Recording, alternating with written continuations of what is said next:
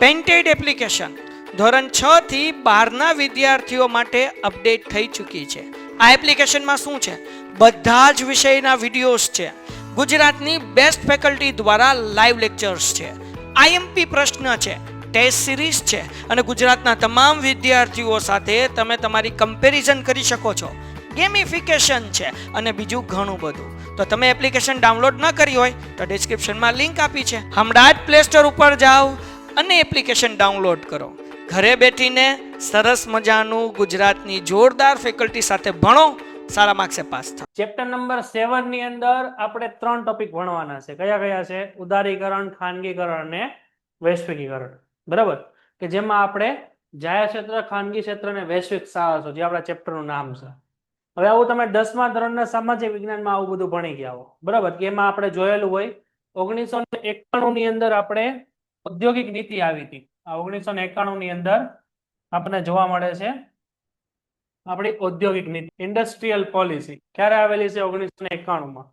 એમાં આપણા દેશની અંદર આપણે 3 પ્રકારના સુધારા કરેલા છે ઉદ્યોગોની અંદર, જેમાં ઉદારીકરણ, ખાનગીકરણ અને વૈશ્વિકીકરણ, આ 3 મુદ્દા ઉપર આપણે 10મા ધોરણની સમાજમાં જોઈ ગયેલા હોય, જેને લિબરલાઇઝેશન, પ્રાઇવેટાઇઝેશન અને ગ્લોબલાઇઝેશન કહેવાય, જેને એલપીજી સુધારા કહેવાય. હવે આવું આપણે શું લેવા કર્યું હતું? કે આપણો દેશ 15મી ઓગસ્ટ 1947માં જ્યારે આઝાદ થયો ત્યારે આપણા દેશ પાસે એટલું બધું ફંડ નહોતું, એટલા બધા પૈસા નહોતા. આપણો દેશ બહુ બરબાદ હતો. બરોબર, આપણા દેશ પાસે એટલી કેપિટલ નથી કે આપણા દેશને આપણે આગળ લાવી શકીએ. એટલે સરકાર પાસે એટલા બધા પૈસા નથી અને સરકાર છે આપણો દેશ છે 200 વર્ષ પછી જે આઝાદ થયો અંગ્રેજોથી, એટલે સરકારને એવો ડર પણ હતો કે વિદેશી કંપનીને ભારતમાં લાવશું તેનાથી એ લોકો ફરીથી ભારતને ગુલામ બનાવી દેશે. એટલે સરકાર વિદેશી કંપનીને પણ લાવવા નહોતી માંગતી, સરકાર પાસે આટલા બધા પૈસા પણ નહોતા.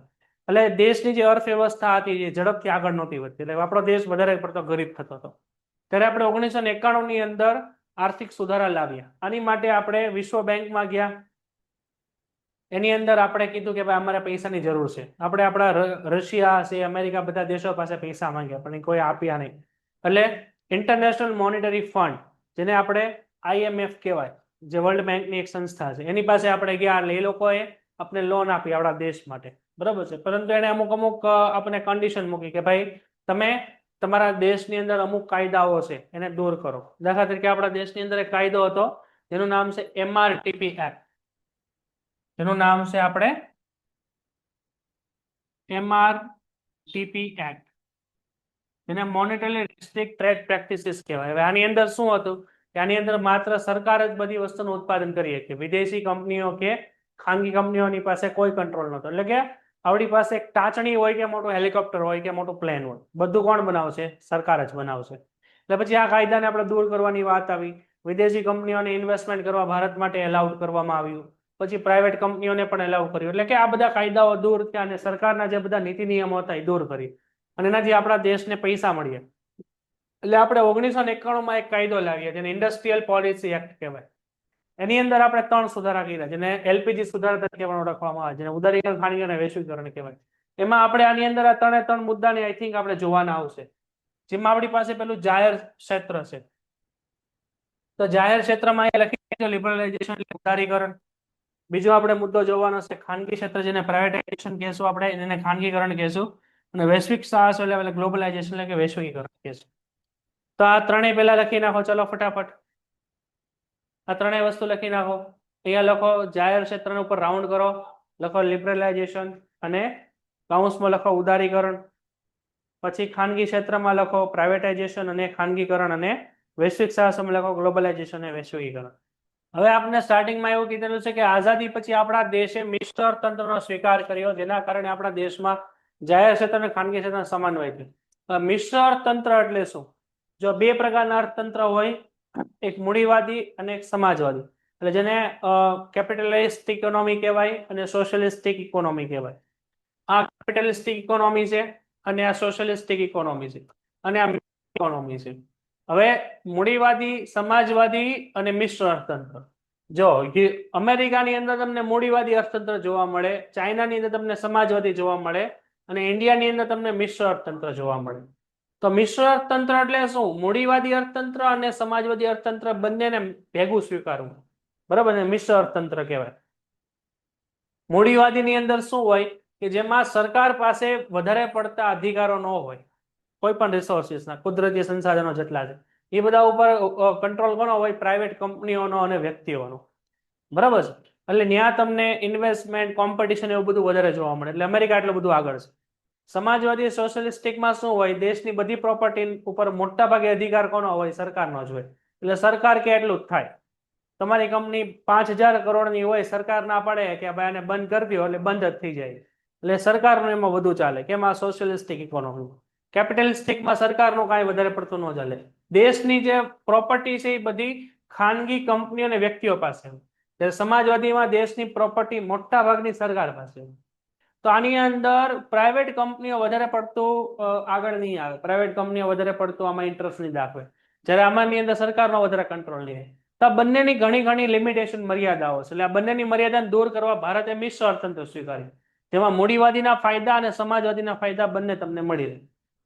તો ભારતની અંદર કયું અર્થતંત્ર ચાલે છે ભાઈ? મિશ્ર અર્થતંત્ર. મિશ્ર અર્થતંત્ર એટલે સમાજવાદી અને મૂડીવાદી બંનેનું મિશ્રણ.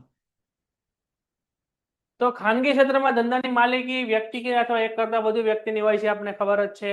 આ વ્યવસ્થાના સ્વરૂપમાં વ્યક્તિગત માલિકી, ભાગીદારી પેઢી, સહકારી મંડળી, જોઈન્ટ સ્ટોક કંપની, આ બધું આપણે ભણી ગયા છીએ. તો જે કંપનીની માલિકી, સંચાલન અને અંકુશ સરકાર હસ્તક હોય તેને જાહેર ક્ષેત્ર કહેવાય, જેને પબ્લિક સેક્ટર કહેવાય. અહીંયા અંડરલાઈન કરો. સરકારી કંપની કોને કહેવાય? કોને કહેવાય સરકારી કંપની? તો કે જે કંપનીની માલિકી, એનું સંચાલન અને અંકુશ સરકાર પાસે હોય ને એને જાહેર ક્ષેત્ર કહેવાય. જાહેર ક્ષેત્રને અંગ્રેજીમાં પબ્લિક સેક્ટર કહેવાય, જેને સરકારી કંપની કહેવામાં આવે. બરાબર? કે જેની માલિકી કોની હોય? સરકારની. દાખલા તરીકે કંપની સ્ટાર્ટ કરી સરકારે. દાખલા તરીકે તમે નામ સાંભળ્યું તો ઇસરો. નામ સાંભળ્યું છે ISRO? Indian space research organisation. તો એની માલિકી કોની છે? ભારત સરકાર. એનું મેનેજમેન્ટ કોણ કરે છે? ભારત સરકાર. એના ઉપર કંટ્રોલ પણ કોનો હશે? ભારત સરકાર. તો એ પબ્લિક સેક્ટર થઈ ગયું. રેડી છે? તો પછી બીજું, એકમની અંશત અથવા પૂરેપૂરી માલિકી કેન્દ્ર સરકારની હોય અથવા રાજ્ય સરકારની, કોઈ પણ સરકારની હોઈ શકે. તો મોટા ભાગે સરકાર દ્વારા ખાસ કાયદો પસાર કરીને એની સ્થાપના કરવામાં આવે. જો ખાસ કાયદાવાળી કંપની આપણે કંપનીના પ્રકારોમાં જોયું હતું. બરાબર? તો ખાસ કાયદાવાળી કંપની આપણને આ બે જોવા મળે છે, જે આપણે ત્યારે પણ લખ્યું હતું. પહેલી છે આપણી LIC, લાઈફ ઇન્સ્યોરન્સ કોર્પોરેશન, અને બીજી છે આપણી RBI, reserve bank of India. આ આપણે ક્યાં જોયું હતું ભાઈ? પેજ નંબર તમે 63 ઉપર આવો. એમાં જો પેલું છે ખાસ કાયદા દ્વારા અસ્તિત્વમાં આવતી કંપની, એટલે ન્યાય લખી નાખજો LIC અને RBI. પેજ નંબર આપણને 63 નંબર ઉપર જોવા મળે છે. ઓનલાઈનમાં દરેક સ્ટુડન્ટ પેજ નંબર 63 ઉપર તમને કંપનીના પ્રકારોમાં પેલું આપ્યું છે ખાસ કાયદા દ્વારા કંપની. એની અહીંયા વાત થઈ છે. સરકાર દ્વારા જાહેર ક્ષેત્રમાં આર્થિક પ્રવૃત્તિમાં ભાગ બને છે. 1956 ની ઔદ્યોગિક નીતિમાં જાહેર ક્ષેત્ર માટે કેટલા ખાસ હેતુઓ નક્કી કરાય. એટલે કે 1956 ની જે ઔદ્યોગિક નીતિ છે, ઇન્ડસ્ટ્રીયલ પોલિસી 1956, એમાં જાહેર ક્ષેત્રને વધુ મહત્વ છે. જાહેર ક્ષેત્ર એટલે આને આપણે કહેશું સરકારી કંપની. આમાં સરકારી કંપનીને વધારે મહત્વ આપવામાં આવેલું હતું 1956 ના ઔદ્યોગિક નીતિ પ્રમાણે. અને આપણે જે અહીંયા ભણવાના છીએ એ નીતિનું નામ છે 1991 ની ઔદ્યોગિક નીતિ. બરાબર? એટલે અહીંયા જે આપણે વાત હાલે છે શેની? 1956 ની ઔદ્યોગિક નીતિની. તો જાહેર ક્ષેત્રમાં ખાસ મહત્વ આપવામાં આવે તો સાથે સાથે ખાનગી અને જાહેર ક્ષેત્ર ઉપર એકબીજા પર નિર્ભર છે. 1991 ની ઔદ્યોગિક નીતિમાં અગાઉના ઔદ્યોગિક નીતિ કરતા ભારે પરિવર્તન છે. અગાઉની નીતિ એટલે કઈ થઈ? 1956 ની નીતિ.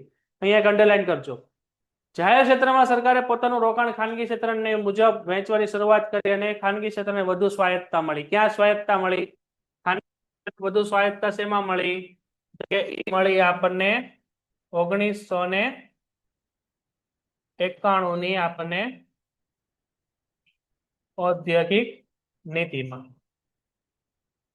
1991 ની ઔદ્યોગિક નીતિમાં આપણને વધારે પડતી સ્વાયત્તતા મળેલી દેખાય. તો અહીંયા આપણી પ્રસ્તાવના આખી પૂરી થાય છે.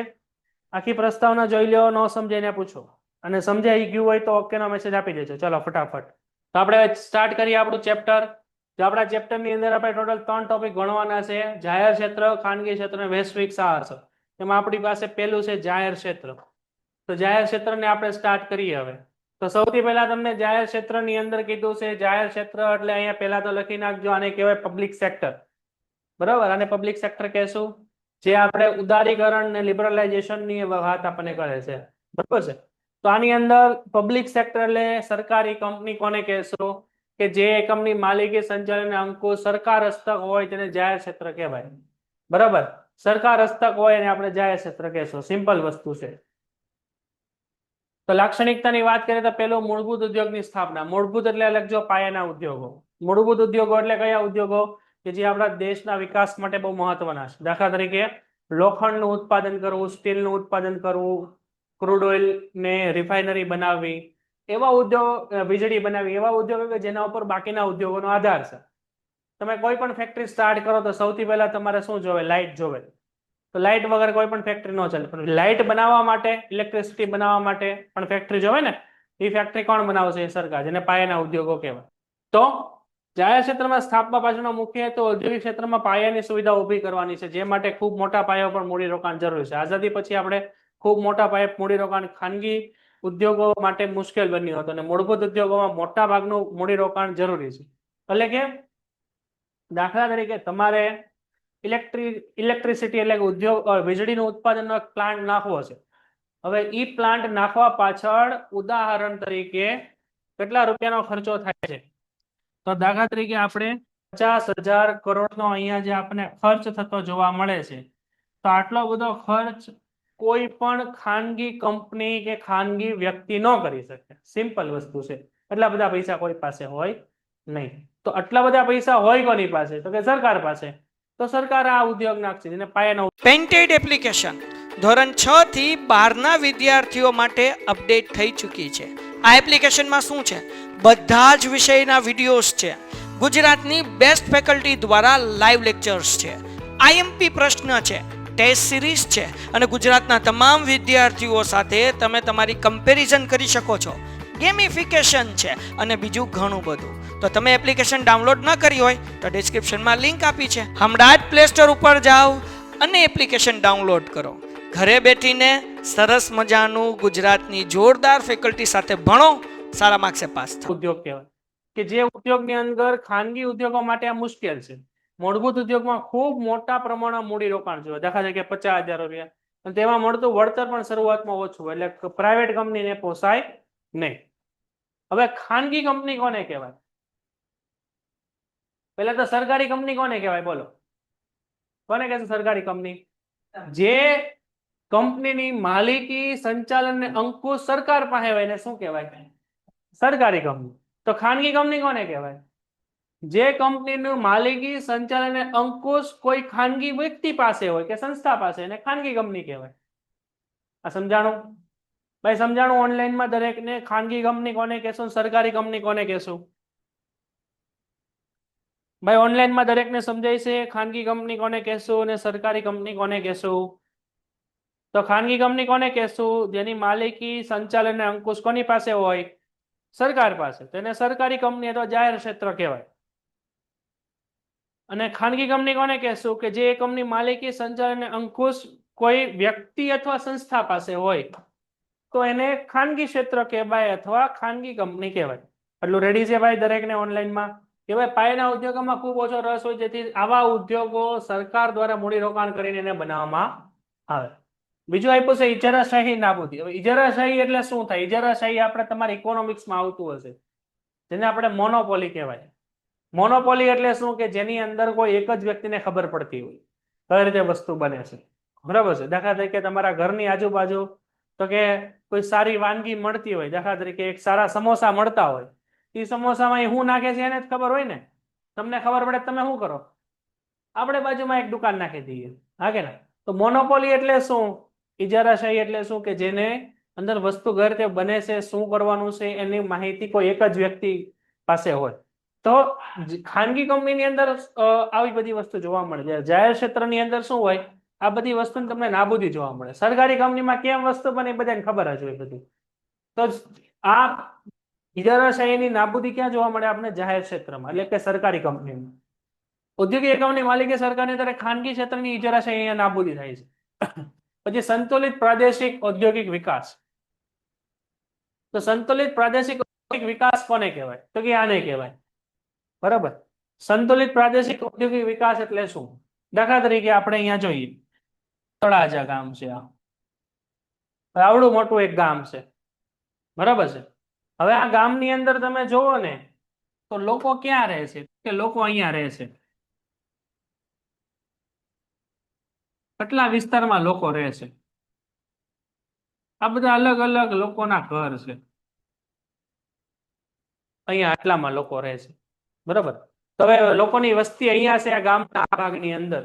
તો મોટા ભાગની કંપનીઓ શું વિચારશે કે ભાઈ આપણે અહીંયા એક ફેક્ટરી નાખીએ, આપણે અહીંયા ફેક્ટરી નાખીએ, આપણે અહીંયા એક ફેક્ટરી નાખીએ તો આપણને શું થશે? ઝડપથી આપણું વેચાણ થશે. એટલે ફેક્ટરીઓ હંમેશા કંપની ક્યાં નાખે? કે જ્યાં લોકોની વસ્તી વધારે હોય ત્યાં. એટલે અહીંયા બીજો ફાયદો થાય કે આની બાજુમાંથી એક સીધો રોડ નીકળતો હોય, અને પછી આ જ એરિયાની અંદર તમે જુઓ ને તો અહીંયા તમને ઇલેક્ટ્રિસિટી પણ જોવા મળે, બરાબર. આ એરિયાની અંદર પણ તમે જો તો તમને ઇલેક્ટ્રિસિટી જોવા મળે. એટલે આ એરિયાની અંદર વીજળી પણ છે. આ એરિયાની અંદર તમે જોવો ને તો આ એરિયાની અંદર પાણી પણ છે, પણ છે, રોડ છે. તો દરેક કંપની શું વિચારે? આપણે અહીંયા ફેક્ટરી નખાય. તો એનાથી શું થશે? આ એરિયાનો વિકાસ સૌથી વધારે થશે. આ બાકીનો એરિયા કેવો થશે? પછાત. કંપની અહીંયા ફેક્ટરી ન નાખે, કંપની અહીંયા ફેક્ટરી ન નાખે. શું લેવા ન નાખે? કારણ કે એને બધી વસ્તુ આઘી પડે, બરાબર. પરંતુ સરકાર આવું કોઈ દિવસ ન કરે. સરકાર શું કરે? સરકાર છે ને અહીંયા ફેક્ટરી નાખે. સરકાર ફેક્ટરીની સ્થાપના અહીંયા કરે. અહીંયા સરકાર ફેક્ટરી નાખે, અહીંયા સરકાર ફેક્ટરી નાખે. તો સરકારને અહીંયા ફેક્ટરી નાખવાથી શું ફાયદો થાય? જો અહીંયા જમીન, અહીંયા કોઈ રહેતું નથી, અહીંયા લાઇટ નથી, અહીંયા રોડ નથી, બરાબર. તો અહીંયા ફેક્ટરી નાખે ખાનગી કંપની, તો કંપનીને તો ખોટ જ જાય. તો એ સરકાર અહીંયા નાખે, ખોટ ખાઈને ધંધો કરે. હવે ફેક્ટરીઓ અહીંયા સ્ટાર્ટ થાય ને એટલે લોકો અહીંયા કામ કરવા માટે આવે. એટલે શું થશે? ધીમે ધીમે ધીમે ધીમે ધીમે લોકોની અહીંયા વસ્તી વધશે. ધીમે ધીમે લોકોની વસ્તી વધશે ને એટલે હારે પછી અહીંથી રોડ પણ બનશે, અને અહીંથી રોડ બનશે ને એટલે પછી ધીમે ધીમે અહીંયા તમે જોવો ને લાઇટ પણ આવી જશે, લાઇટ પણ આવી જશે. અને હારે પછી અહીંયા પાણીની સુવિધાઓ પણ થઈ જશે. અહીંથી પાણીની સુવિધાઓ પણ થઈ જશે. તેનો મિનિંગ શું થયો? એક ગામનો આ સાઈડનો વિકાસ તો હતો જ તે ગામની અંદર, તમને આ સાઈડ તો વિકાસ જોવા મળ્યો જ તે. હવે આ સાઈડે વિકાસ થઈ ગયો. તો એનાથી શું થયું? આખા ગામનો વિકાસ થયો. તો આને શું કહેવાય? આને કહેવાય સંતુલિત વિકાસ, જેને કહેશું આપણે ઇક્વલ ડેવલપમેન્ટ. તો આવું સરકાર કરે. સરકારી કંપનીઓનો ફાયદો હોય કે જે વિસ્તાર હાવ બંજર વિસ્તાર હોય ને ફેક્ટરી નાખે, જેનાથી ક્ષેત્રનો વિકાસ થઈને લોકોને રોજગારી મળે વગેરે વગેરે. તો આવી ખાનગી કંપનીઓ ન કરે, આવું સરકારી કંપનીઓ મોટા ભાગે કરતી આપણને જોવા મળે. તો પછાત વિસ્તારમાં ખાનગી ક્ષેત્ર મૂડી રોકાણ કરવા માટે આકર્ષાતી નથી, ત્યાં સરકાર મૂડી રોકાણ કરી સંતુલિત પ્રાદેશિક વિકાસ કરે. દાખલા તરીકે કાઉરેલા, ભિલાઈ, બોકારો વગેરે વિસ્તારમાં સરકારે લોખંડના કારખાના નાખીને મૂડી રોકાણ કર્યું, જેથી એ ક્ષેત્રનો શું થઈ ગયો? વિકાસ થઈ ગયો. ઓકે, તો એટલું જોઈ લો ભાઈ. ન સમજાઈને પૂછો. પેન્ટેડ એપ્લિકેશન ધોરણ 6 થી 12ના વિદ્યાર્થીઓ માટે અપડેટ થઈ ચૂકી છે. આ એપ્લિકેશનમાં શું છે? બધા જ વિષયના વિડીયોઝ છે. ગુજરાતની બેસ્ટ ફેકલ્ટી દ્વારા લાઈવ લેક્ચર્સ છે, આઈએમપી પ્રશ્ન છે, ટેસ્ટ સિરીઝ છે, અને ગુજરાતના તમામ વિદ્યાર્થીઓ સાથે તમે તમારી કમ્પેરિઝન કરી શકો છો. ગેમિફિકેશન છે અને બીજું ઘણું બધું. તો તમે એપ્લિકેશન ડાઉનલોડ ન કરી હોય તો ડિસ્ક્રિપ્શનમાં લિંક આપી છે, હમણાં જ પ્લે સ્ટોર ઉપર જાઓ અને એપ્લિકેશન ડાઉનલોડ કરો. ઘરે બેઠીને સરસ મજાનું ગુજરાતની જોરદાર ફેકલ્ટી સાથે ભણો, સારા માર્ક્સે પાસ થાઓ.